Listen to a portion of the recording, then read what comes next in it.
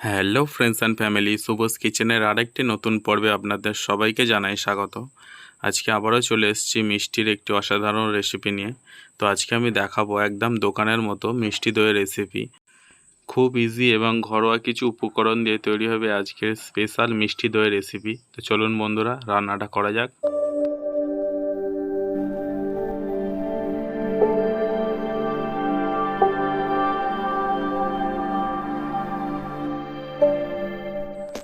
তো দেখুন বন্ধুরা, মিষ্টি দইয়ের লালচে কালারটা আনার জন্য আমি একটু চিনি ক্যারামেলাইজ করে নেব।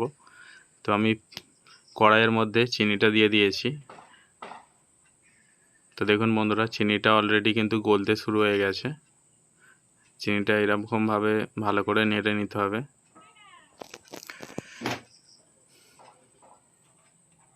তো চিনিটা সুন্দরভাবে গলে গেছে আর কালারও এসে গেছে।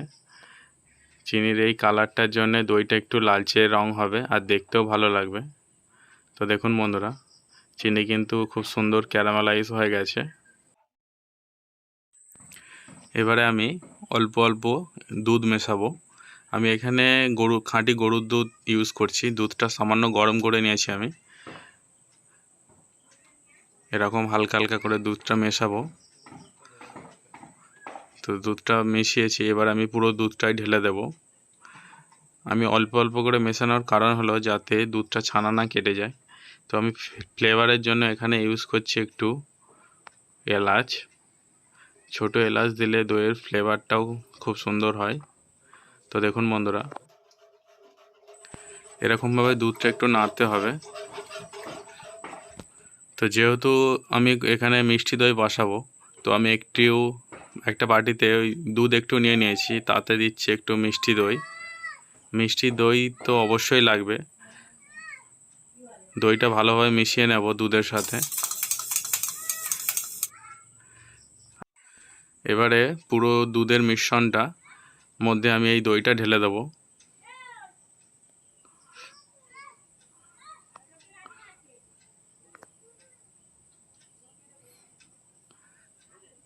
এবারে আবারও নাড়তে হবে ভালো করে।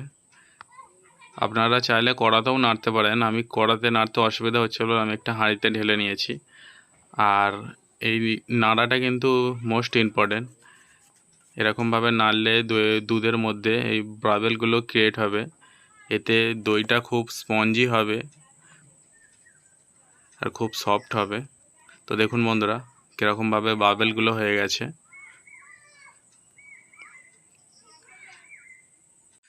যে কোনো দইয়ের ক্ষেত্রে যতটা ভালো নাড়বেন দইটা ভালো বসবে। তো দেখুন বন্ধুরা, এরকম দেখতে হয়েছে ঠিক। তো আমি এবার একটা পাত্রে ঢেলে নেব।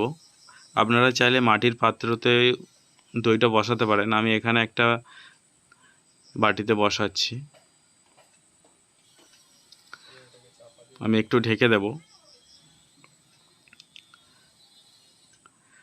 এবারে খুব সুন্দরভাবে এটাকে প্যাক করতে হবে যাতে হাওয়া একদম না ঢোকে। আর যতটা ভালো সুন্দরভাবে প্যাকটা করা হবে ততটাই সুন্দর দইটা বসবে। দইয়ের ক্ষেত্রে কিন্তু মোস্ট ইম্পর্টেন্ট হলো এই প্যাকটা করা।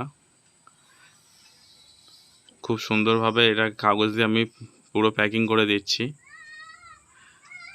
আপনারা একটু যতটা গরম জায়গায় রাখতে পারেন দইটা ততটাই সুন্দর বসবে। তো দেখুন বন্ধুরা, আমি এটা ওভারনাইট রেখে দেব।